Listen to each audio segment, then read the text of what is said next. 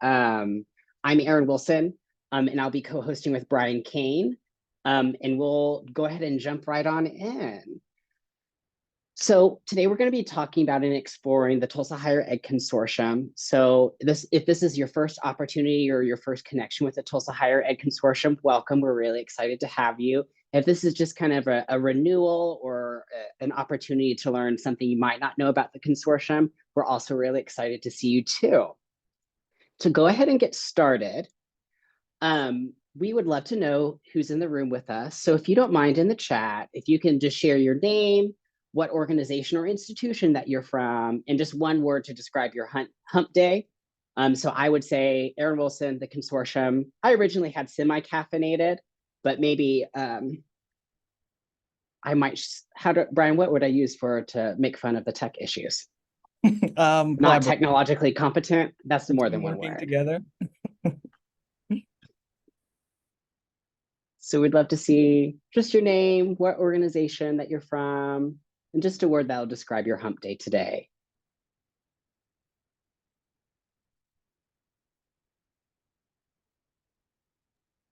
Yeah, Aaron made me drink coffee for the third time in my life this morning, so I'd say semi-caffeinated as well.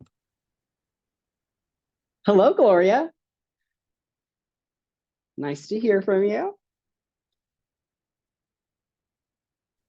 Hello, I'm happy to be being here. Happy to be here. Hello, Mona. I hope you're doing well. Yes, doing well on this busy Wednesday. Thank you so much for being here.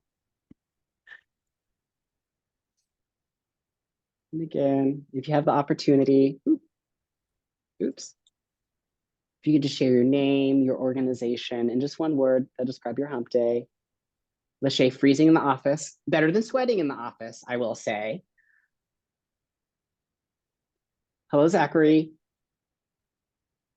Okay, cool. Well, and again, for those that just joined us, if you're trying to log into the Zoom a little bit earlier, we apologize for the technical issues, but we're really excited that you're here, and I think we can go ahead and get started. So, and again, welcome, and let's just go ahead and launch. So today, as I mentioned a little bit earlier, we're going to be just focusing on more about the Tulsa Higher Ed Consortium and where you or your organization can connect with us and how we can support you to meet your institutional, departmental, or your program goals, right? All through the lens of collaboration and connections to make. So really we want to talk over what is the THE, the Tulsa Higher Education Consortium. What is a consortium or consortia? What are consortia? Get into the 3 C's of the Tulsa Higher Ed Consortium. And along the way, we really want to share opportunities of where we would love for you to engage with us, or we can engage with you so we can make some collaboration and really kind of further our mutual goals. So a little quick on Meet the Team. We are small but mighty, and I believe everybody on our team is on the Zoom call today. We are led by our fearless leader, Dr. Laura Lotta, as our executive director, Dr. Sarah Wyatt, our director of strategy and operations. Brian, do you want to introduce yourself? Yes, and I am Brian, manager of programs and partnerships. And of course, I'm Aaron Wilson. I'm director of programs and scholarships. We're really excited for y'all to be here. So I'll go ahead and hand it off to Brian. Thank you, Aaron. So when you think of the Tulsa Higher Education Consortium, think collaboration, a collaboration among all of the great institutions and some other folks I'll talk about later. I love to tell the story of the Tulsa Higher Education Consortium. So the several presidents from the institutions you see on the screen came together and they said, what can we do to improve higher education in Tulsa? How can we make the degree attainment process and the transfer process as seamless as possible so students can earn a degree in Tulsa? And what's unique about the Tulsa Higher Education Consortium is that we also have several affiliate organizations. And these affiliate organizations really cultivate the work piece, the workforce aspect of the Tulsa Higher Education Consortium. So when you think of the consortium, think pathways, creating pathways for students to earn a degree here in Tulsa, and then to ideally have a workforce that is ready to employ and hire those graduates after they graduate. When we talk about this pathway, which you'll hear me talking about a lot, I consider myself to be kind of someone in the pathway. So attended an institution within the consortium, earned my degree, and then ended up staying and working in Tulsa. I actually work for one of the partners of the organizations listed on the screen, but everyone is welcome into that pathway. Yeah, so the mission of the consortium is to advance student learning, meet workforce needs, improve student success and degree completion, and to achieve equity and outcomes. And for every one of the pieces of our mission, I like to find a corresponding program or way that we actually live up to that mission. And so on this next slide, I'll talk a little bit more about that. So to advance student learning, we have several communities of practice, which I'll talk about a little later, which I'm excited to talk about. And we also have professional development offerings. So right now, thank you for being here so we can satisfy this piece of our mission so far. So congratulations. Improve student success and degree completion. So we have tons of resources on our website that I'll talk about a little bit later. And we'll also talk about some of the K-12 work that we do a little later as well.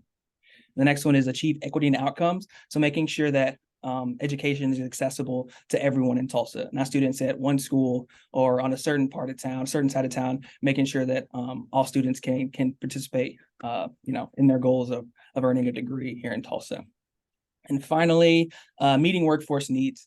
So we do that a lot of different ways. So one example is our tuition assistant benefits website. This was actually created by Dr. Sarah Wyatt. And essentially what it is a kind of portal on our website. It lists many different organizations, corporations and companies here in Tulsa, and then kind of lays out the tuition assistant benefits. And I see this as really trying to empowering and equipping prospective employees with the knowledge to make sure that they're making the best decision for themselves. So if they have offers from two different organizations, we want them to be able to look at the website, see, oh, this one has tuition assistance benefits, or, this organization or company offers this. We really just want to make sure that they're equipped with everything they know to make sure that the process goes as smoothly as possible.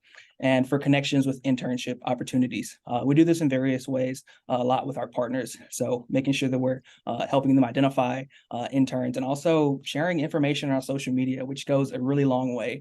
If they have a job that they want to advertise, we want to be able to post that and share that with our network as well. We think that goes a really long way in supporting our partners. Perfect. So we're just going to kind of shift now that we've talked a little bit about the Tulsa Higher Ed Consortium, so our state's consortium, our community's consortium.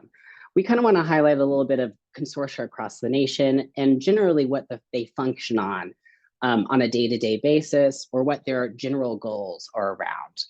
As you kind of read down this list, a lot of the common functions of the consortia and across our peer consortium across the nation, you'll see a lot of common themes around alignment. So like alignment in academic programs, so students have the ability to transfer successfully and smoothly. Alignment in academic calendar, so students who may participate in multiple institutional events can have that alignment.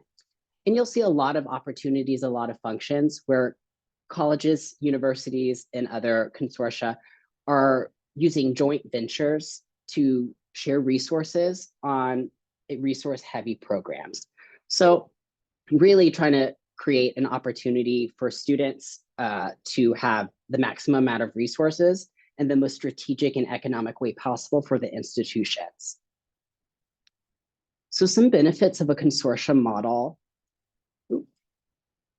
A diverse talent production, right? We're serving a large portion of the community.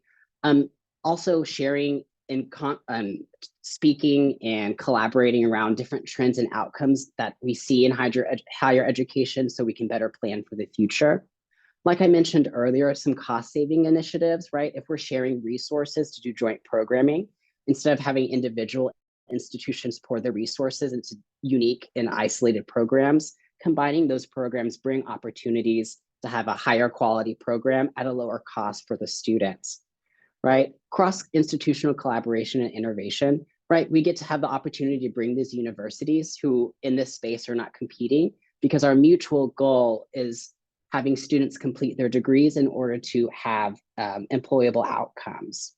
And then speaking of employable outcomes, collaboration with local workforce, having the stage where once our students are graduating, that their degrees and their skills are being aligned to the workforce that they're currently in. Because ultimately for the Tulsa Higher Education Consortium, Not only do we want students to successfully complete their degree here, but we also want them to feel comfortable and engage and be retained in their employment here as well.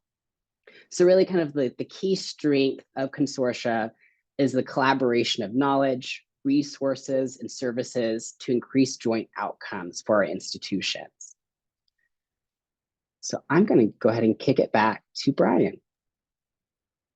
Yeah, so back to the Tulsa Higher Education Consortium. We have 3 C's of the consortium. We are a communicator, a convener, and as well as a connector. And I kind of want to talk about some of the different ways we do those things. So convener. So we assemble cross-sector, cross-institutional groups to essentially achieve goals, share best practices, exchange ideas. And I want to talk about some of the different ways that we do that. So one, we have our spring and fall convenings, which are literal convenings. I like to call these kind of a marketplace of ideas. I'm always so excited to be in a room with people from so many different realms. So we have higher education, K-12, engineers. It's always great to be at a convening. And also on the next slide, we'll kind of show some quick photos from convenings. And I also want to plug our next convening, which is November 16th, 2023. And I would like for you to attend because I want you to not think I'm a liar about the convenings being great. So, and then another way we convene is through our communities of practice. So we have several communities of practice. Probably wondering, what is a community of practice? It's essentially a gathering of people who share a role, an interest in a topic, common set of challenges, and who essentially want to work together to fulfill a shared goal. Communities of practice are made up from everyone. So experts at institutions, and by experts, I mean, academic advisors, career service professionals, people who work in a capacity where they're allowed to have a great degree of influence. And so we want to make sure we bring those people together so that we can, work towards the good stuff here in Tulsa. And then additionally, how are they created? So there are 2 types of communities of practice. We have strategic communities of practice. These are ones that when the consortium was first established, they said, we actually absolutely need this. So for example, marketing communications. We want to make sure that all of the institutions are, properly getting out the word about their institutions and making sure that people know that the institutions are there. And then there are also organic communities of practice. And so think of LGBTQ plus support and resources. So for this one, someone came to the consortium. They said, I sense a need and I would love if you could support me in establishing community of practice. And I want to highlight the different 2 just to kind of illustrate, the various goals of the consortium and how we help both our institutions and also our community partners as well.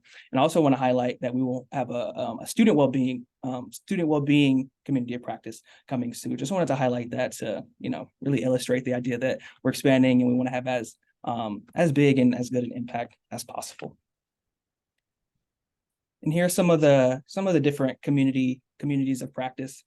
There are several of them. So from institutional research to marketing and communications to admission and enrollment. And I'll kind of pass to Aaron to kind of walk us through this next activity. Yeah, so there's a lot of information on this slide. And the role of a community of practice is really bringing together professionals, content experts into the space to discuss whatever they need to around their content theme or area. So we want to take just a few minutes just to allow you to peruse some of the community of practice outcomes, some of the purposes of the groups. And as you're reviewing, feel free to put in the chat, is there any kind of the groups that you might be interested in or that you can leverage your knowledge or your resources, right? Or if there's, as you're looking and perusing through these opportunities, and as Brian mentioned, we're starting a new community of practice at the end of the month, which is our student well-being, right? Potentially, is there a new group, a theme or a topic that you would want to be explored or that you can benefit or your work department or institution can benefit being a part of? So just take a few moments to look through them. And again, feel free to drop your thoughts or feelings in the chat.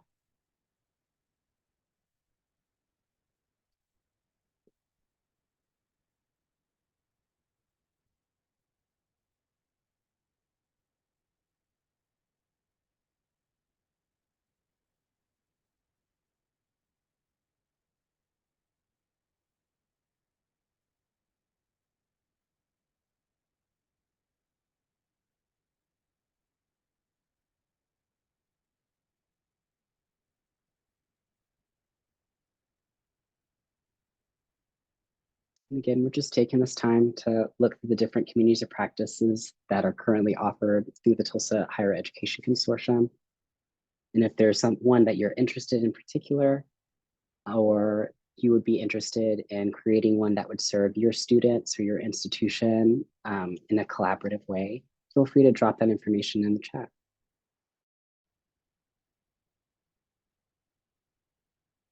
Absolutely, Lachey. Getting students more internships, that's a huge initiative for our group.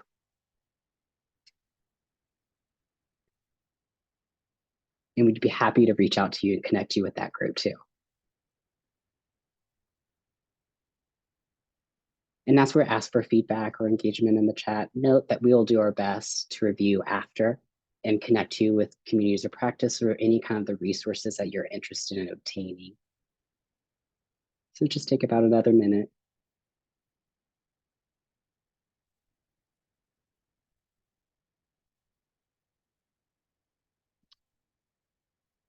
Oh, it's like a curriculum and transfer. Okay.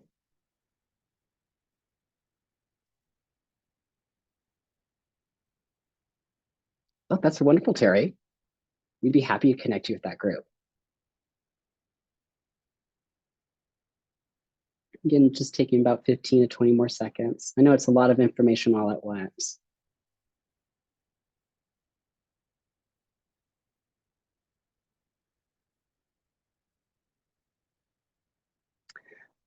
Yeah, Gloria. Interested in FAFSA, a huge initiative, huge changes coming down the pipeline, as I'm sure you know.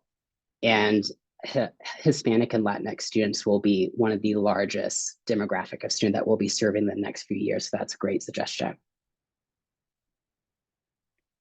Okay. Wonderful. So we're just going to kind of scoot along a little bit.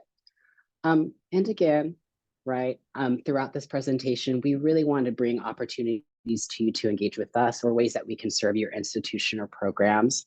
So just a quick collaboration tip. Not only if you're interested in joining one of the consortium communities of practice, feel free to reach out to us or of course put in the chat. But even as we are growing our team and growing our impact and our collaboration opportunities, just like Brian mentioned earlier, we're starting a new student well-being community of practice at the end of the month. Right now, we're creating interest in those that might be interested in participating in community of practice around residential life for students or student testing and assessment. And of course, if any of those pique your interest or you know someone that would be really excited to be a part of that group, feel free to connect us, feel free to reach out, or feel free to put in the chat. We'd be happy to connect. I'm going to kind of scoot on forward. Back to you, Brian. Yeah, so now that you've had a chance to kind of check out what the different communities of practice do, now I want to take a look at some of the goals that they've actually achieved, some of the resources they created. And so earlier we were talking about career services in the chat. This is a resource that our career services community of practice created, and it's essentially a way to help other career services professionals know how to create successful employee fairs. So how to set up an event, things to avoid when trying to organize one of these events, because we have all these experts. What better way to use that time than create resources like this? Additionally, our student disability and accessibility communities of practice created an accommodation services resource guide. Essentially what this is a map for students to visualize what they need to do to maintain their accommodations when they're transitioning from high school to college. And so making sure that they know the necessary people to reach out to, making sure that we put all this information in one place to make this process as seamless as possible. I know when I was in high school, if something took too many link clicks, then I'd be like, no, I don't want to do that as much. I said, we want to put this information in one place just to make that process as easy as possible for students. And additionally, our marketing communications community of practice created a Tulsa area higher education highlight, which we'll have a little more time to check that out a little later on. So all of our COPs are working on these kind of things to be able to provide some benefit to students and as well as the institutions. Absolutely. And keep in mind, the key takeaway is that all of these resources were born out of these groups where you're collecting the experts in the room. Like, for example, just re-elevating what Brian shared about our center one, our accommodation services, right? That's a regular question that many college-going students are interested in, and they have concerns over from transitioning to their secondary institution to their post-secondary institution. And again, these are just opportunities where bringing people together to share the information that they have and that they're experts in, produce things that are going to benefit the community and all of our students.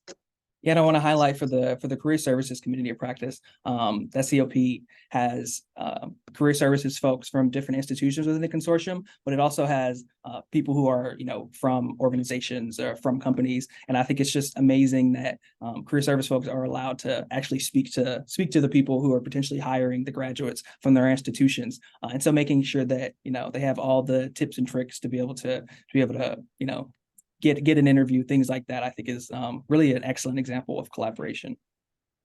Okay. And so for our next C, right, we like to operate as a connector. So of course, just to review the 3 C's of the consortium, we went through convening where we're bringing people together, and now connecting through like terms. So anytime where we have the ability to share resources, human resources, human beings connecting with different departments across different institutions, right? In order to share the knowledge and the best practices from those institutions. We like to operate in that way by facilitating and providing spaces for professional development. And of course, you see Brian and I's beautiful faces as the example, but we actually have a semester-long professional development opportunities that are available. Another way that we like to connect, and this is particularly useful in our K-12 kind of space or our secondary space, is the Campus Ambassadors program, where Brian has really kind of shepherded that, in which he'll talk to you in just a brief moment. And again, as we kind of move forward, just another collaboration tip. If you're ever looking for a contact, if you're new to your department, or if you're your own department and you were looking for like peers, right, that's a great opportunity for you to connect with us in the consortium, because we would be happy to troubleshoot and find like peers across the greater Tulsa area in order to best serve your students and best serve your department. In particular, some of our professional development offerings, and you can see them here, feel free to look through them. As I mentioned, our next one, at the end of the month, we'll be launching on September 28th, our student wellbeing community of practice. So we highly encourage you to attend, and we encourage anybody to attend any of these. All of our professional developments for the fall 2023 semester are free and open to the public. So again, if any of these topics are interesting to you, or they would be useful for any of your departments within your institutions, feel free to visit our website. You can see that at the bottom, and we can put it in the chat as well, and navigate to our events page where you have the individual registrations. And of course, another quick collaboration tip, if you're passionate about a topic, we would love, or if you're an expert in a topic that's really affecting higher education in the greater Tulsa area, we would love to hear from you. And on the opposite side, if you're experiencing a problem that you want to be more knowledgeable about, we'd love to collaborate with you to find that expert to provide that professional development. So keep in mind, all these are ways that we can engage with you and support your institution in order to meet your outcomes. Brian? Yes, now I want to talk about our Campus Ambassadors program. Earlier, I talked about pathways. So creating pathways here in Tulsa so students can visualize their future trajectory from college to workforce. I'm very grateful for my position, because I feel like, I don't tell anyone this, but I feel like I get to be on the beginning of the pathway. So finding students in high school and then start that process of visualizing a future for themselves here in Tulsa. So what is the Campus Ambassador program? So it is a paid 6-month fellowship that allows high school students to explore higher education opportunities here in Tulsa. Last year, was our first cohort, and we had 19 campus ambassadors across 11 Tulsa area high schools. Students they're amazing. Essentially, what we do is we have monthly sessions where we talk about the consortium. We talk about consortium resources in higher education in Tulsa, and to help them navigate that. And then after, we brainstorm unique ways for them to share that information with their peers. So for example, some of our students at Tulsa Honor Academy decided that they want to have essentially an information session for the consortium at their high school. So they worked closely with their counselor. they reserved a space and then invited a bunch of students. I promise this is very sophisticated stuff. I was very impressed. And they had a session. They got about 25 students to attend, and they were able to share these resources with their friends and with their peers. Which is just great because, there are 4 of us and we are mighty, but our capacity is limited in terms of, speaking to as many students as possible. And so when we work with campus ambassadors, that gives us the opportunity to, get the word out about the consortium, and then allows them to learn about the consortium and prepare for those futures, prepare for their futures, and then in turn share that information with their peers. We're excited that we will have a second cohort of campus ambassadors in this fall. So be on the lookout for the application for that. And if you know any high school students who are interested in participating, then send them the email and tell them about how great the campus ambassador program is. Awesome. Thanks, Brian. And so our actual last C, because we're moving pretty efficiently, is we like to operate as a communicator. So any opportunity that we have as the consortium, as a partner to 8 higher ed institutions across greater Tulsa and Northeast Oklahoma, we love to elevate positive messages of collaboration, the good work that institutions, departments, humans are doing, students are completing. We love to share the positive message because we are one community. And as we function in a collaborative community, anytime we can share those positive attributes only strengthens our collective message for our higher education excellence in the greater Tulsa area.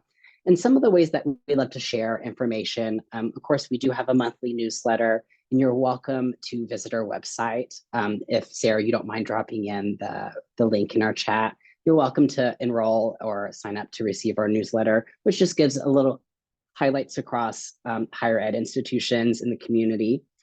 Not only in a reporting way, but anytime we can share, like I said, the good work, joint research, joint ventures, those kind of opportunities really just go and justify the fact that Tulsa is a hub for education excellence.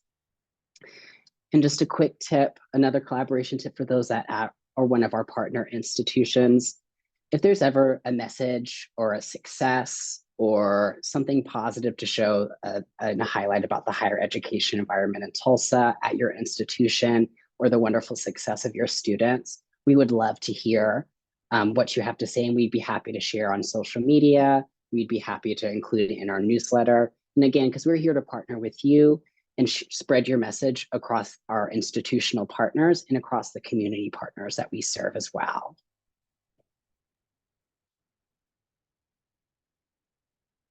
Yeah, so on the communicators part of the 3 C's, some different ways we communicate information about the consortium and our resources is via our website. And before talking about some of the resources, I want to just say that this is the campus ambassador's bread and butter. So becoming experts on the resources that the consortium offers, and then sharing that information with their peers. So just to go over some of the resources we have on our website, we have a degree program portal. Essentially, what that is it lists all of the degrees, certificates and programs across consortium institutions, and it puts that all in one place. So if there's a student who knows that they want to major in biology, but they don't know what institution they want to attend, type in biology, filter by institution, and that way they're able to narrow down what institution they would like to attend. And the same works the other way. If they're, want to look for degrees at respective programs, then this is an excellent resource for that. Another resource we offer is our degree transfer maps. So essentially, when you hear the word transfer map, think a visual of the classes students need to take in order to graduate. So on this next slide, we have an example of what a transfer map looks like. Okay, so right here, this is TCC to the University of Tulsa for a bachelor's in biological science. And so what this does is it shows the courses that a student needs to take their first, second, third, fourth, fifth, sixth semesters at TCC.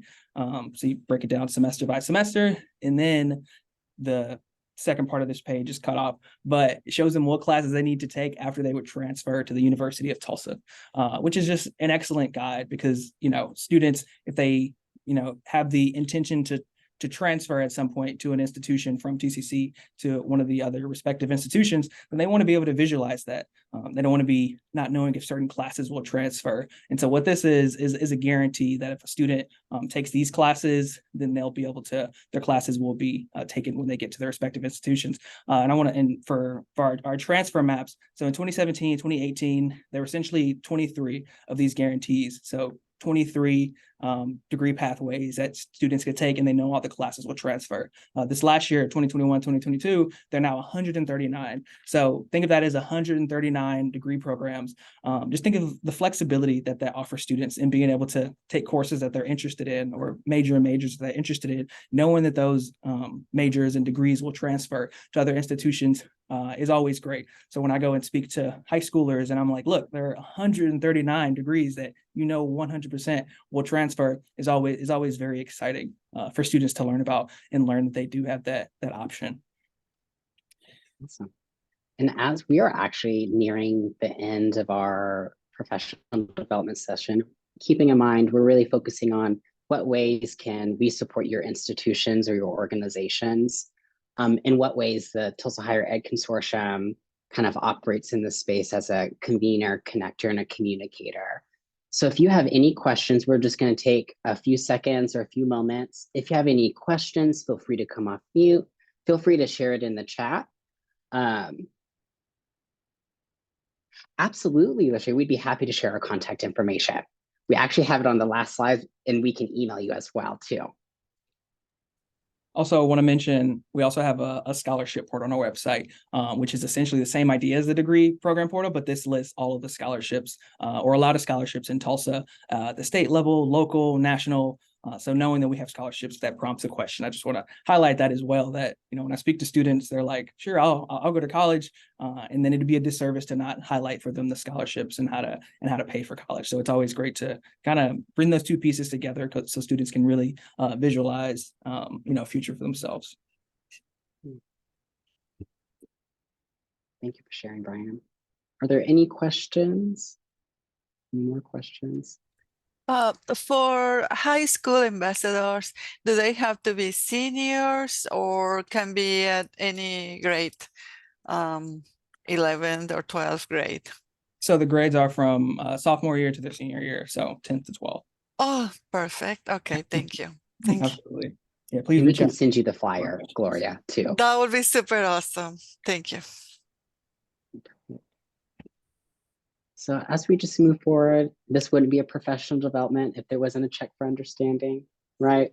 So if you'd like to, please feel free to share a takeaway, like an opportunity for us to collaborate with you, or a way that you'd like to collaborate with us, or any kind of ways as we kind of went through this presentation that we can support you, your institution, and ultimately your students.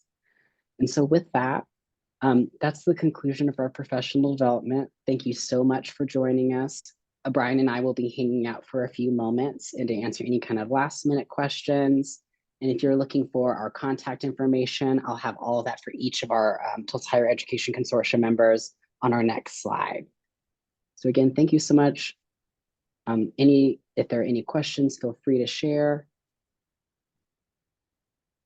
Or if you have ideas or opportunities to collaborate, feel free to drop them in the chat.